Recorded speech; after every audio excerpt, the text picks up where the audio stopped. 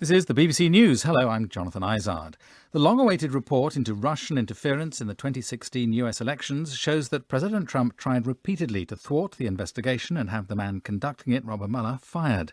Mr. Mueller found no evidence of collusion between the Trump campaign and Russia, but left open the issue of whether there had been criminal obstruction of justice. Here's Alim Makboul. The White House has declared a total victory, saying the president knew he'd done nothing wrong from the start. So why then was Donald Trump so worried about this inquiry, as one rather explicit passage in the official document so clearly shows? It reveals that when he was told of the appointment of the special counsel, Donald Trump slumped back in his chair and uttered the words, "This is the end of my presidency. This is terrible." What the Mueller report says unequivocally is that Russia felt it would benefit if Donald Trump was elected and carried out a systematic effort to ensure that happened. The report also concludes is that while members of the Trump campaign had lots of links to Moscow, there was no firm evidence of collusion. The Democrats say the facts established by the Mueller report are a damning indictment of President Trump's behaviour. The chair of the House of Representatives Intelligence Committee, Adam Schiff, said the president had been dishonest, unethical, immoral and unpatriotic. He also strongly criticised the Attorney General, William Barr. The Attorney General is not the President's personal lawyer, although he may feel he is. When the Attorney General gives the perception that the President fully cooperated in the investigation when he didn't, that they provided all the information materials when they didn't, when the President, in fact, deprived the special counsel of perhaps the single most important piece of evidence, that is his own verbal testimony, that misleads the American people. The Prime Minister of Libya's UN-backed government has condemned what he called the international community's silence in response to the attack on Tripoli by the warlord Khalifa Haftar.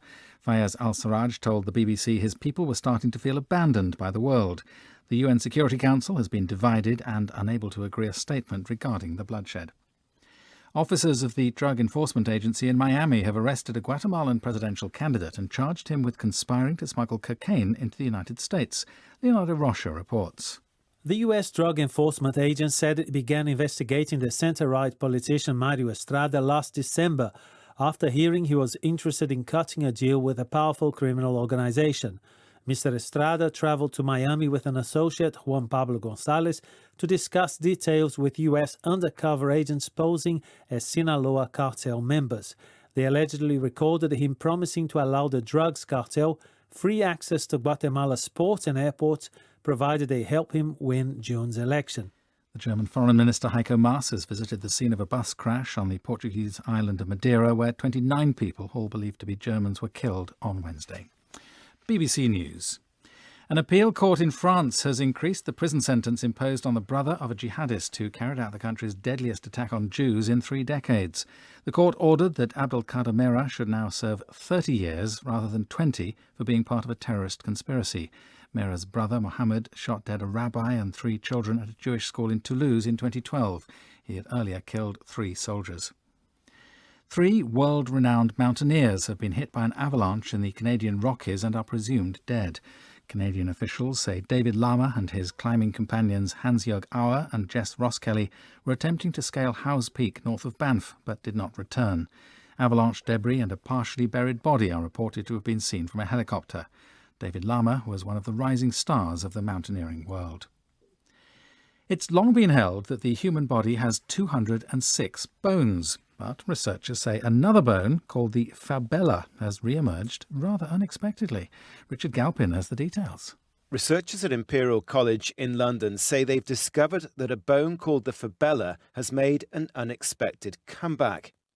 Having obtained data on more than 20,000 knees dating back more than 100 years, they've concluded the fabella is now 3 times more common than in 1918. The bone is found in a tendon behind the knee, and scientists still don't know what its function is because so far no one's tried to find out. But it is known to be a cause of knee problems and pain, and people with arthritis of the knee are twice as likely to have a fabella than those who do not. Clergy at Notre Dame Cathedral in Paris are calling for a temporary wooden cathedral to be erected nearby when the building is being repaired following this week's devastating fire. President Emmanuel Macron has promised that Notre Dame will reopen in 5 years, but the rector of Notre Dame, Monsignor Patrick Chauvet, said that something needed to be done in the meantime. BBC News.